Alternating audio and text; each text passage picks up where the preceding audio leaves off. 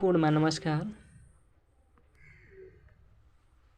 आज हामी चाहिँ प्रदेश लोकसेवा आयोग सुदूरपश्चिम प्रदेश र स्थानीय तह अन्तर्गतका शिक्षा सेवा शिक्षा प्रशासन समूह निरीक्षण उपसमूह 5औं तह प्राविधिक सहायक पदको खुल्ला प्रतियोगिता लिखित परीक्षाको पाठ्यक्रम अनुसार 3.1 सिकाइको अवधारणा र यसका अपवादमा आधारित भएर विषयवस्तुहरूबारे छलफल गर्नेछौँ। यस 3.1 मा खासमा हामीले पढ्नुपर्ने कुरा के हो भने सिकाइको अर्थहरू, अवधारणा र सिकाइका अपवादहरू र सिकाइलाई प्रभाव पार्ने तत्त्वहरूको बारेमा चाहिँ हामीले छलफल गर्नेछौँ। आउनुहोस् अब चाहिँ हामीले सिकाइको अर्थ के हो त त्यसमा चाहिँ डिस्कस गर्छौँ। सिकाइको अर्थ विविध अभ्यासका कारण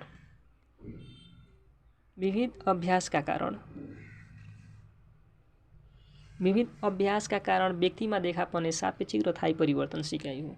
विविध अभ्यासका कारण व्यक्तिमा देखा पर्ने सापेक्षिक र थायी परिवर्तन सिकाइ हो। सिकाइ के हो भनेको थायी र सापेक्षिक परिवर्तन हो जुन विविध अभ्यासका कारण व्यक्तिमा देखा पर्छ, अर्थात् व्यक्तिको व्यवहारमा सकारात्मक परिवर्तन ल्याउने कार्य सिकाइ हो। व्यक्तिको व्यवहारमा सकारात्मक परिवर्तन ल्याउने कार्य सिकाइ हो। यो चाहिँ विभिन्न अनुभवका आधारमा व्यक्तिको व्यवहारमा आउने परिमार्जित परिवर्तन सिकाइ हो। अनुभवका आधारमा व्यक्तिको व्यवहारमा आउने परिमार्जित परिवर्तन जुन छ त्यो चाहिँ के हो त सिकाइ हो। त्यस्तै सिकाइ भन्नाले कुनै कुरा जान्नु र बुझ्नु मात्र सिकाइ होइन। कुनै कुरा जानियो र बुझियो त्यो सिकाइ मात्र होइन, उसलाई हामीले सिकाइ भन्न सक्छौँ जुन चाहिँ व्यवहारमा परिवर्तन हुन्छ अथवा व्यवहारमा अवलम्बन गरिन्छ अथवा व्यवहारमा लागू हुन्छ। त्यसैले यहाँ चाहिँ कुनै पनि कुरा जान्नु वा बुझ्नु मात्र सिकाइ होइन, यसलाई व्यवहारमा अवलम्बन गर्नु चाहिँ सिकाइ हो। सिकाइ अनुभव र क्रियाकलापहरू घटेमा सिकाइ पनि गर्छ। अनुभव र क्रियाकलाप हामीले घटायो भने सिकाइ पनि घट्छ। सिकाइमा स्मरण र विस्मरण दुवै हुन्छ। त्यस्तै सिकाइकै अर्थमा चाहिँ व्यवहार निर्माण गर्ने कार्य। सिकाइ के हो त व्यवहार निर्माण गर्ने कार्य हो। सिकाइ के हो व्यवहार निर्माण गर्ने कार्य हो। मानव व्यवहारमा हुने जुन थायी परिवर्तन हो त्यो थायी परिवर्तन ल्याउने तत्त्वलाई सिकाइ भनिन्छ। मानव व्यवहारमा थायी परिवर्तन ल्याउने तत्त्व सिकाइ हो। सिकाइका स्तर हुन्छ, सामान्य हुन्छ, मध्यम हुन्छ, उच्च हुन्छ भनेको learning level, general level, medium level, high level 3 किसिमका सिकाइको स्तर हुन्छ, सामान्य, मध्यम र उच्च। कुनै पनि स्तरका ज्ञान सिपहरूको अनुभव प्राप्त गर्नु र व्यवहारमा परिवर्तन ल्याउनु सिकाइ हो।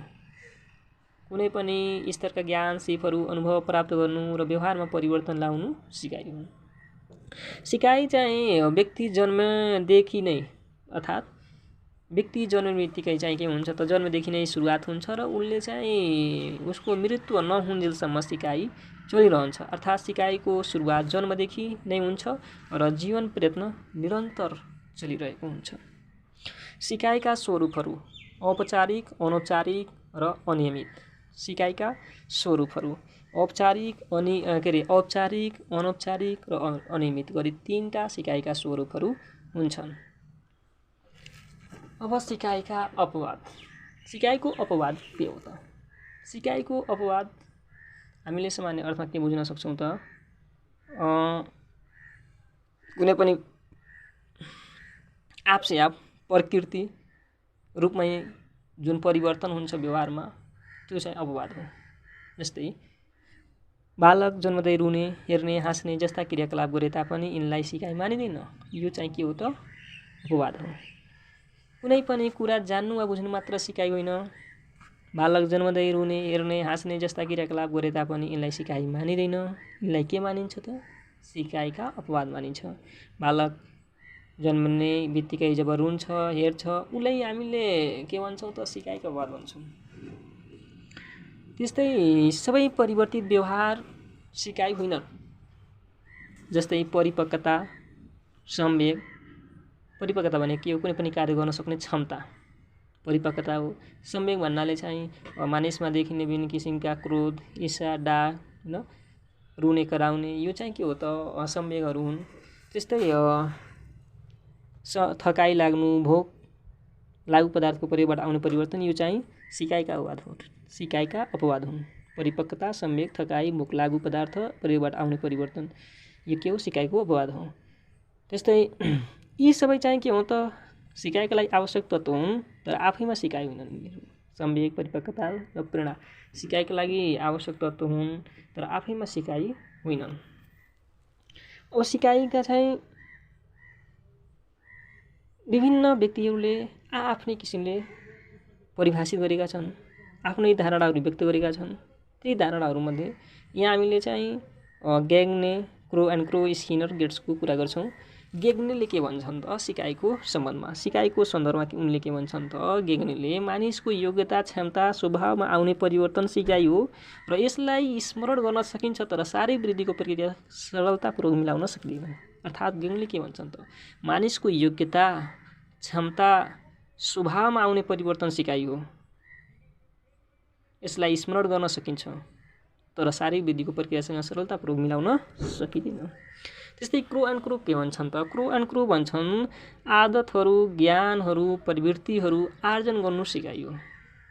क्रो एन्ड क्रोले परिभाषित गर्दा सिकाइको सन्दर्भमा उनले के भन्छ त? सिकाइ के हो भनेको आदतहरू, ज्ञानहरू, प्रवृत्तिहरू आर्जन गर्नु नै सिकाइ हो, क्रो एन्ड क्रो अनुसार। त्यस्तै स्किनरका अनुसार के हुन्छ? प्रगतिशील व्यवहारको सामञ्जस्य गर्ने प्रक्रिया नै सिकाइ हो। प्रगतिशील व्यवहारको सामञ्जस्य गर्ने प्रक्रिया नै सिकाइ हो, एकर्डिङ टु स्किनर। त्यस्तै गेट्स भन्ने विद्वानले उनले कसरी सिकाइलाई परिभाषित गरेका छन् त? उनले चाहिँ के भन्छन्? सिकाइ अनुभव र तालिमद्वारा व्यवहारमा आउने परिवर्तन हो। सिकाइ अनुभव र तालिमद्वारा व्यवहारमा आउने परिवर्तन हो, गेट्सले भन्छन्। अब सिकाइमा प्रभाव पार्ने तत्त्वहरू के रहेका छन् त? प्रेरणा, पुनर्बल, अभ्यास, विस्मरण, स्मृति अथवा स्मरण, स्थानान्तरण, यी सबै चाहिँ के हुन् त? सिकाइमा प्रभाव पार्ने तत्त्वहरू हुन्। सिकाइमा प्रभाव पार्ने तत्त्वहरू अब एउटा पुनर्बल रहेको छ। त्यो पुनर्बल हो त के? पुनर्बल के हो भने उद्दीपक र प्रतिक्रियाको सम्बन्धलाई बलियो बनाउँछ। उद्दीपक र प्रतिक्रियाको सम्बन्धलाई के गर्छ? बलियो बनाउँछ। प्रतिक्रिया बढाउँछ। प्रतिक्रियाको दर जुन हुन्छ त्यसलाई चाहिँ वृद्धि गर्न सहयोग गर्छ यसले। सकारात्मक र नकारात्मक दुवै तवरले यसको प्रयोग गर्न सकिन्छ। सकारात्मक र नकारात्मक दुवै तवरले यसको प्रयोग गर्न सकिन्छ। अर्थात् पुनर्बल सकारात्मक पनि हुन्छ र नकारात्मक पनि हुन्छ। सकारात्मक पुनर्बल अन्तर्गत प्रशंसा, पुरस्कार, स्याबासी, धन्यवाद पर्दछ भने नकारात्मक पुनर्बल अन्तर्गत गाली, पिटाई, हप्काई आदि पर्दछन्। यी सबै के हुन् त? सकारात्मक पुनर्बल र नकारात्मक पुनर्बलका उदाहरणहरू। सकारात्मक पुनर्बलका उदाहरणमा प्रशंसा पर्यो, होइन, पुरस्कार पर्यो, स्याबासी पर्यो, धन्यवाद पर्यो। अनि चाहिँ नकारात्मक पुनर्बलको उदाहरणमा गाली, पिटाई, हप्काई आदि पर्दछ। सकारात्मक पुनर्बलले राम्रा बानीहरू निर्माण र प्रयोगमा सघाउँदछ भने नकारात्मक पुनर्बलले के गर्छ? नकारात्मक बानी निर्माणमा सघाउँदछ। तर नकारात्मक पुनर्बलले सधैँ नकारात्मक बानी नै निर्माण गर्छ भन्ने छैन। जस्तै शिक्षकले कक्षामा क लेख्ने सिकाउँदा कुनै विद्यार्थीले जानेनन् र गाली गर्दा डरले उक्त विद्यार्थीले क लेख्न अभ्यास बढाउँछ र अन्ततः जान्दछ भने के हो त? सकारात्मक पुनर्बलले त सकारात्मक बानी निर्माण गर्दछ, तर नकारात्मक पुनर्बलले पनि कहिलेकाहीँ के गर्छ त? सिकाइमा सहयोग गरेको हुन्छ। पुरस्कार र दण्ड नै आफैमा पुनर्बल होइन, तर पुनर्बल प्राप्तिका साधन हुन्। किनकि पुनर्बल कक्षा शिक्षण अगाडि नै दिइन्छ, तर दण्ड वा पुरस्कार कक्षा शिक्षण क्रममा वा पश्चात गरिन्छ। हामीले चाहिँ पुरस्कार र दण्डलाई पुनर्बल मान्दैनौँ। किनभने यी चाहिँ के हो त? पुनर्बलका साधनहरू मात्र हुन्। पुनर्बल भनेको त सिकाइभन्दा अगाडि दिने कुरा हो। तर पुरस्कार र दण्ड के हुन्छ भने सिकाइको क्रममा अथवा सिकाइ पश्चात चाहिँ दिने गरिन्छ। त्यसले गर्दा सिकाइ र पुरस्कार र दण्ड के हो त आफैमा पुनर्बल होइनन्, यिनीहरू चाहिँ पुनर्बल प्राप्तिका साधन मात्र हुन्। सकारात्मक प्रतिक्रिया प्राप्त गर्न दिने शक्ति वा प्रोत्साहन नै पुनर्बल हो। सकारात्मक प्रतिक्रिया के गर्ने प्राप्त गर्न दिने शक्ति जुन छ वा प्रोत्साहन जुन छ त्यो चाहिँ पुनर्बल हो। अर्को सिकाइमा प्रभाव पार्ने तत्त्व प्रेरणा। सिकाइमा प्रभाव पार्ने तत्त्व प्रेरणा रहेको छ। प्रेरणा ल्याटिन शब्द मोभियरबाट आएको। प्रेरणा मोटिभेसन, अङ्ग्रेजीको मोटिभेसन शब्द ल्याटिन शब्द मोभियरबाट आएको। मोभियर शब्दको अर्थ हुन्छ टु मुभ अर्थात् सञ्चालन गर्नु। शाब्दिक अर्थ सञ्चालन गर्नु हुन्छ। कुनै काम गर्न व्यक्तिलाई उत्साही, क्रियाशील वा प्रयत्नशील बनाउने तत्त्व प्रेरणा हो। कुनै पनि काम गर्न व्यक्तिलाई उत्साही, क्रियाशील वा प्रयत्नशील बनाउने तत्त्व प्रेरणा हो। विद्यार्थीलाई उनीहरूको इच्छा, आकाङ्क्षा, उद्देश्य प्राप्त गर्ने आन्तरिक तथा अदृश्य शक्ति प्रेरणा हो। विद्यार्थीलाई उनीहरूको इच्छा, आकाङ्क्षा, उद्देश्य प्राप्त आन्तरिक तथा अदृश्य शक्ति जुन छ त्यसलाई के भनिन्छ उत्प्रेरणा अथवा चाहिँ प्रेरणा भनिन्छ। प्रेरणाको मुख्य कार्य के हो त? प्रेरणाको मुख्य कार्य के हो भनेको शक्ति प्रदान गर्नु, दिशाबोध गर्नु, निरन्तरता प्रदान गर्नु र सिकाइप्रति चाख बढाउनु। यो प्रेरणाको मुख्य कार्य हो। अर्को चाहिँ सिकाइमा प्रभाव पर्ने तत्त्व अभ्यास, प्र्याक्टिस रहेको छ। अभ्यास सिकाइका लागि प्रतिक्रिया उत्पन्न गराइराख्ने गरिने प्रयत्न। सिकाइका लागि प्रतिक्रिया उत्पन्न गराइराख्न गरिने प्रयत्न नै के हो? अभ्यास हो। अभ्यास स्वाभाविक उद्दीपक र अस्वाभाविक उद्दीपक बीचको सम्बन्ध स्थापित गराउने गरिने बारम्बारको प्रयोग अथवा कार्य हो। स्वाभाविक उद्दीपक र अस्वाभाविक उद्दीपक बीचको सम्बन्ध स्थापित गराउन गरिने जुन बारम्बारको अभ्यास छ अथवा कार्य छ अथवा प्रयास छ त्यसलाई अभ्यास भनिन्छ। निरन्तरताको पुनरावृत्ति सिकाइमा बढी उपयोगी। अभ्यासले गल्तीहरू घटाउँदै सहचारी सिकाइसम्म लैजान्छ। अभ्यासले के गर्छ? गल्तीहरू घटाउँदै सहचारी सिकाइसम्म लैजान्छ। उद्दीपकको उपस्थितिमा प्रतिक्रियालाई निरन्तर दोहोऱ्याउने कार्य नै अभ्यास हो। उद्दीपकको उपस्थितिमा प्रतिक्रियालाई निरन्तर दोहोऱ्याउने कार्य नै अभ्यास हो।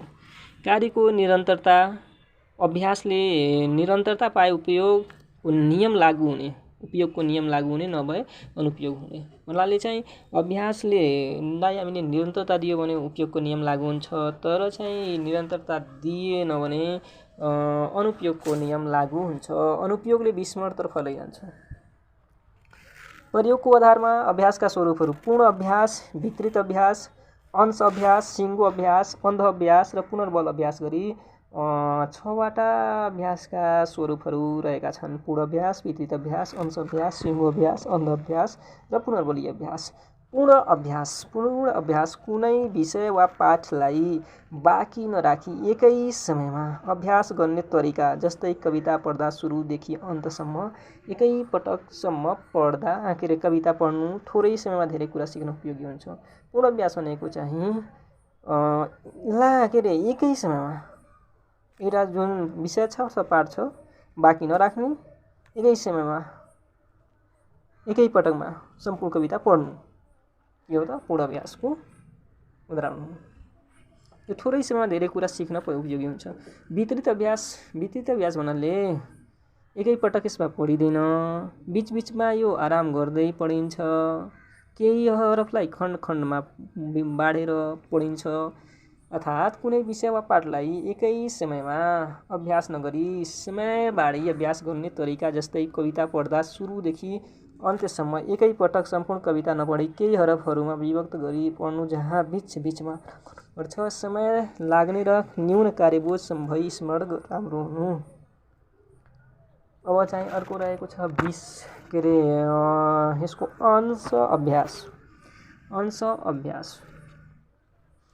अंश अभ्यास भन्नाले कुनै विषय वा पाठलाई टुक्रामा बाँडी अभ्यास गर्ने तरिका। जस्तै कविता पढ्दा सम्पूर्ण कविता नपढी केही हरफहरूमा विभक्त गरी बिना आराम पढ्नु हैन यो कठिन विषयमा उपयोगी हुन्छ। सिङ्गो अभ्यास कुनै विषय वा पाठलाई सम्पूर्णतामा अभ्यास गरिन्छ, जस्तै सिङ्गो कविताको अभ्यास सजिलो विषयमा उपयोगी। अन्ध अभ्यास ब्लाइन्ड प्र्याक्टिस पुनर्बल बिनाको अभ्यास जुन हो त्यो चाहिँ अन्ध अभ्यास हो। पुनर्बल बिनाको अभ्यास जस्तै कविता नबुझिकन पढ्नु, कण्ठ गर्ने कार्यमा उपयोगी हुन्छ। पुनर्बलीय अभ्यास पुनर्बल सहितको अभ्यास विद्यार्थीको आन्तरिक शक्तिको प्रयोग अर्थपूर्ण सिकाइमा उपयोगी, जस्तै कविता बुझेर पढ्नु। स्मृति कुनै विषय वा पाठलाई सम्झनु, याद गर्नु, पुनः प्रयोग गर्न सक्नु स्मृति हो। कुनै विषय वा पाठलाई सम्झनु, याद गर्नु, प्रयोग गर्न सक्नु हैन स्मृति हो।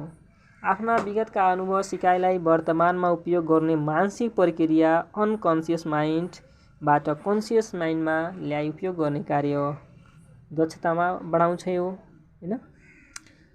अनकन्सियस माइन्डबाट कन्सियस माइन्डमा ल्याउने कार्य जुन छ नि त्यो स्मृति हो। यसले दक्षतालाई बढाउँछ। विद्यार्थीले पढेको पाठ रिटेन गर्ने, रिकल गर्ने र युज गर्ने क्षमता नै स्मृति हो। विद्यार्थीले पढेको पाठ रिटर्न गर्न सक्ने, रिकल र युज गर्ने क्षमता नै स्मृति हो।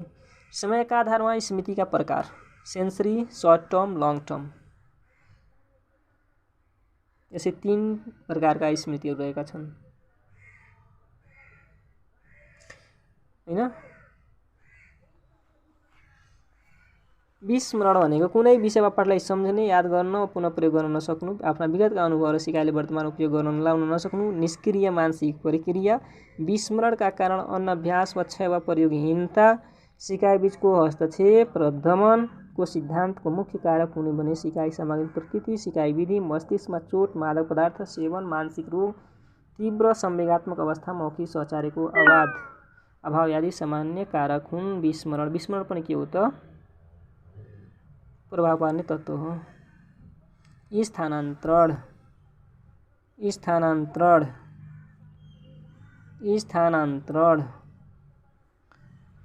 पनि सिकाइमा प्रभाव पार्ने तत्त्व हो हैन। सिकेका कुरालाई प्रयोगमा ल्याउने कार्य स्थानान्तरण हो। सिकाइको आवश्यकता र आधार हो। कुनै एक अवस्थामा आर्जन गरेको ज्ञान, सिप, प्रवृत्ति, धारणा, बानी तथा मूल्यहरू अर्को फरक अवस्थामा प्रयोग गर्न सक्नुलाई सिकाइको स्थानान्तरण भनिन्छ।